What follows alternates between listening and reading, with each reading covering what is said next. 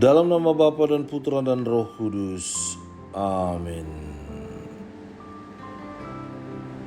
Ya Tuhan Yesus Kristus, bukalah telinga dan mata hati kami, agar kami dapat mendengarkan dan memahami perkataan-Mu, serta melakukannya dalam praktek kehidupan kami sehari-hari.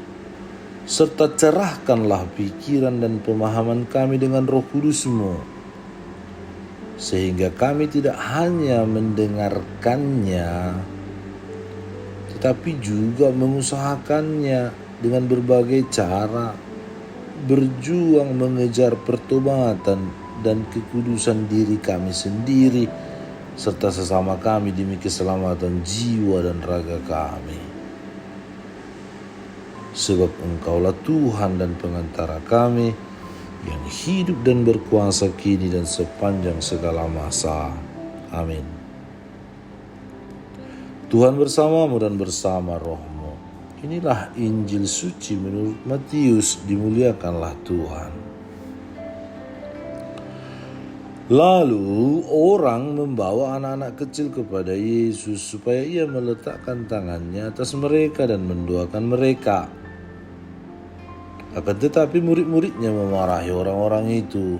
Tetapi Yesus berkata, "Biarkanlah anak-anak itu, janganlah menghalang-halangi mereka datang kepadaku. Sebab orang-orang yang seperti itulah yang empunya kerajaan surga." Lalu ia meletakkan tangannya atas mereka dan kemudian ia berangkat dari situ. Demikianlah sabda Tuhan. Terpujilah Kristus. Saudara dan saudari terkasih dalam Kristus Yesus, di mata kebanyakan orang, anak-anak merupakan pribadi yang belum otonom. Mereka juga dipandang sebagai seseorang yang belum memiliki kemampuan untuk memenuhi kebutuhannya sendiri, sehingga mereka harus bergantung kepada orang lain, orang tuanya, saudara-saudarinya, yang jauh lebih dewasa dan lebih otonom dari mereka. Mereka juga belum dapat bertanggung jawab secara hukum atas perbuatan yang mereka lakukan. Kehadiran mereka diwakili oleh orang-orang dewasa dan sering dianggap sebagai manusia yang tak berdaya, lemah, tak berpengetahuan, kecil, rendah, dan lain sebagainya. Oleh karena itu, anak-anak sering sekali dipandang sebelah mata oleh orang dewasa. Namun mengapa hari ini Yesus mengatakan bahwa mereka lah yang mempunyai kerajaan surga? Bacaan Injil hari ini mengisahkan kepada kita tentang Yesus yang memberkati anak-anak.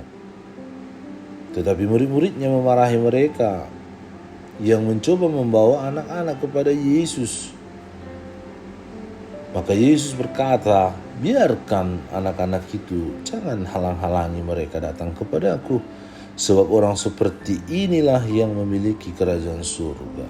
Kerajaan surga tidak dimiliki oleh mereka yang terlalu mengandalkan kecerdasan, kepintaran, IQ yang cukup tinggi, atau kedewasaan secara mental, atau kedewasaan secara pribadi, kepribadian, atau kedewasaan dalam hal lain, atau si paling tahu atau paling memahami agama.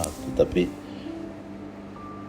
orang-orang yang memiliki hati seperti anak kecil, yang polos, yang lugu, yang jujur, yang terbuka, yang tergantung dan bergantung kepada orang lain, kepada Allah itu sendiri. Mereka datang kepada Yesus dengan hati yang tulus, tanpa niat yang terselubung atau maksud yang tersembunyi. Tidak ada motivasi yang tak bisa kita pahami. Mereka datang dengan kerendahan hati dan hanya karena percaya mereka mengikuti Yesus. Inilah kunci dari kerajaan Allah. Kerajaan Allah bukan soal status, jabatan, prestasi, popularitas, pencapaian, dan lain sebagainya. Kerajaan Allah adalah tentang hati, di mana Allah bisa menjadi raja, Allah yang penuh kasih dan kasih yang meraja di dalam hati. Dan anak-anak memiliki hati yang dekat dengan kerajaan kasih itu, dipenuhi kasih itu sendiri. Rajanya adalah kasih itu sendiri. Rajanya adalah Yesus yang adalah kasih itu.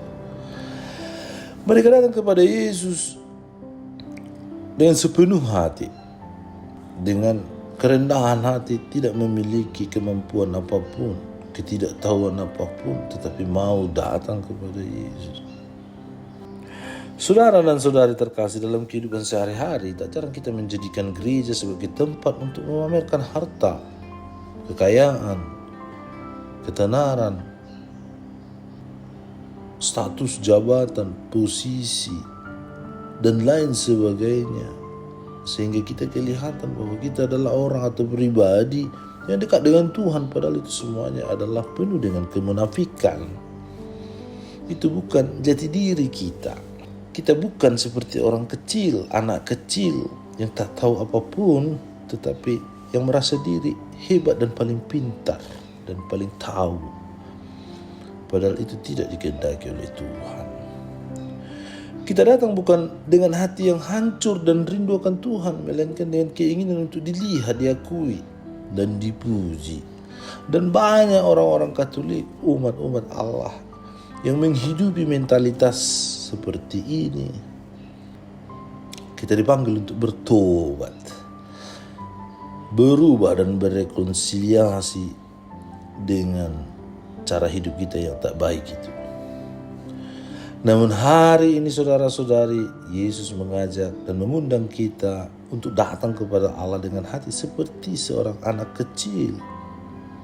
Polos, jujur, terbuka, lugu, rendah hati, dan tak tahu apapun. Belum dewasa. Dan dia mau bergantung dan tergantung kepada Allah. Karena dia merasa rendah hati, rendah dalam segala hal. Dia menempatkan Allah segalanya dalam hidupnya. Datanglah kepada Allah tanpa topeng dan kemunafikan, tanpa niat busuk dan pola pikir sampah yang kadang membuat orang, kadang membuat sesama, membuat orang lain terganggu dan tidak baik. Semoga kita mampu dan semoga Tuhan memberkati kita. Allah Bapa yang penuh kasih, semoga kami semua menjadi pribadi yang peka terhadap sabdamu dalam ekaristi dan mengalami berkat melimpah karena sabdamu yang hidup dan berkuasa di dalam diri kami. Amin. Allah Bapa kami, penuntun kehidupan, Engkau telah menuntun Abraham menuju tanah terjanji. Engkau juga menuntun bangsa Israel menuju tanah Yerusalem melalui tangan Musa. Kini kami umat-Mu keuskupan Padang sedang berjalan bersama dalam sinode kefikepan menuju keselamatan yang Engkau janjikan dalam diri Putra-Mu Yesus Kristus. Tuntunlah peziarahan hidup kami dengan kuasa Roh Kudus-Mu, agar kami tetap tabah, sabar dan setia menghadapi kesulitan dan tantangan hidup. Bimbinglah kami supaya mampu berjalan bersama, saling meneguhkan dalam iman, harapan, dan kasih. Bunda Maria, doakanlah kami putra-putrimu sepanjang sinode kefikepan ini berlangsung.